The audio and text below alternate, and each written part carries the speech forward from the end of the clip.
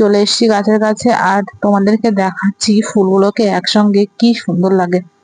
আমার কিন্তু এই ফুলগুলো খুবই ভালো লাগে। তো এই যে দেখো কি সুন্দর সাদা, আর একটু পর পর এই যে পিঙ্ক কালার হতে শুরু করবে, এইটা তো আরো বেশি সুন্দর লাগে। তো ফুলগুলো দেখো কি সুন্দর, আমার তো ভীষণ ভীষণ ভালো লাগে।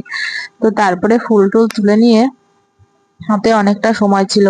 আর আমরা জানো তো রান্না বান্না অনেকটা দেরিতেই করি, কারণ যদিও আমি 9টা 10টার মধ্যেও রান্না করি, আমাদের খেতে খেতে সেই 11টা 12টাই হয়ে যায়।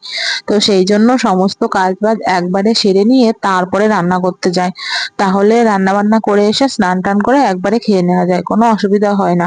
তো সেই মতো আমি ঘরটাকেও মুছে নিলাম, আর ছেলে তো ঘুরে বেড়াচ্ছে ওর বাবার সঙ্গে। সকালবেলা উঠে একটুখানি দুধ খেয়েছে, তারপরে হচ্ছে ঘুরে টুরে আসবে, আর আমি তারপরে সুজি বানিয়ে খাইয়ে দেবো। তারপরে একটু খেলাধুলো করে ও আবার ঘুমিয়ে যাবে। আর এই যে আমাদের সিঁড়িতে দুনিয়ার যত জিনিসপত্র সমস্ত কিছু মনে হয় এই সিঁড়ির উপরে রেখে দিয়েছে। তো এখন তাড়াহুড়ো করে এই সমস্ত আমি কিছুই পরিষ্কার করব না, যতটুকু ওপর ওপর সম্ভব সেইটুকুই পরিষ্কার করব, আর তারপরে দেখব। আর এখানে আমি যতই পরিষ্কার করি পরিষ্কার আর থাকবে না। তো সেই জন্য আর ওখানে বেশি টাইম দিলাম না, চলে আসলাম, সমস্ত ঘরটা মুছে নিয়েছি।